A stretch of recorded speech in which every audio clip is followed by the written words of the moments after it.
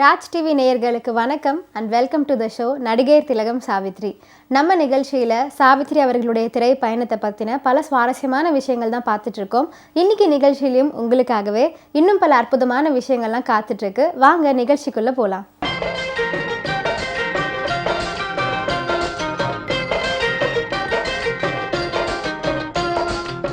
1962 தை திருநாளில் கொஞ்சம் சலங்கை அவரது 100வது படமாக வெளிவந்தது. MV ராமனின் இயக்கத்தில் மிக நீண்ட காலம் ஃபினான்ஸ் பிரச்சனையால் முடங்கி கிடந்துச்சு. பின்னர் தேவி ஃபிலிம்ஸார், சென்னை தேவி திரையரங்க உரிமையாளர்கள் கொஞ்சம் சலங்கையை தயாரிக்கும் பொறுப்பை ஏற்றுக்கொண்டனர். இந்த படம் வெற்றி பெற்ற பின் தான் தேவி தியேட்டரை கட்டினாங்களாம்.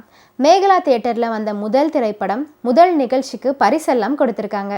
1958 வருஷம் ஜூலை 8ஆம் தேதி கொஞ்சம் சலங்கை படத்தின் அவுட்டோருக்கு சென்ற நடிகர் ஜெமினி கணேசன் அவர்கள் டைஃபாய்டு ஜுரத்துடன் திரும்பினாராம். அப்போது நடிகை சாவித்ரி அவர்கள் கர்ப்பிணியாக இருந்தாங்க. தாய்மை அடைந்த பூரிப்பில் அவர் ஜெமினியிடம் காட்டிய பரிவு, பாசம், கவனம், அக்கறை, உபசரிப்பு, பதற்றம் எந்த ஒரு குணசுந்தரியான மனைவியின் பிரியத்துக்கும் சற்றும் குறைந்தது அல்ல என்று ஜெமினி கணேசனின் மகள் நாராயணி அவர்கள் பதிவு பண்ணியிருக்காங்க. சாவித்ரிக்கு முன்பாக சதம் அடித்த ஹீரோயின்கள் அப்படின்னு யாருமே கிடையாது. வெறும் 8 ஆண்டுகளில் விரைவாக சாவித்ரி அவர்கள் சதம் அடித்தாங்க. ஒட்டுமொத்த திரையுலகமும் அது மட்டும் இல்லாமல் ஆணாதிக்க அதிகாரம் சமூகத்தால் ஒருமனதாக நடிகர் திலகமாக கொண்டாடப்பட்டவர் தான் சாவித்ரி அவர்கள். சிவாஜி கணேசனும், MG ராமச்சந்திரனும், NT ராமாராவும், நாகேஸ்வர ராவும் கொடிகட்டி பறந்து கொண்டிருந்தனர். 60களில் அப்படி ஒரு உச்சம் பெறுவது அத்தனை எளிதல்ல. இருந்தாலும் ரொம்ப குறுகிய ஒரு பீரியட்லேயே சாவித்ரி அவர்கள் அந்த மிகப்பெரிய உச்சத்தை அடைஞ்சாங்க அப்படின்னு சொன்னால் அதை யாராலையும் மறுக்க முடியாது.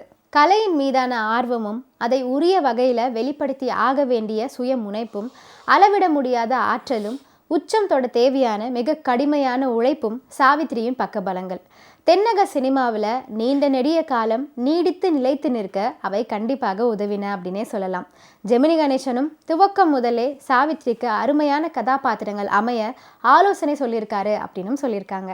வீரதீரம் நிறைந்த MGR படமோ என கொஞ்சம் சலங்கை படத்தின் போஸ்டர்கள் ரசிகர்கள் மத்தியில் எதிர்பார்ப்பை உண்டாக்கின.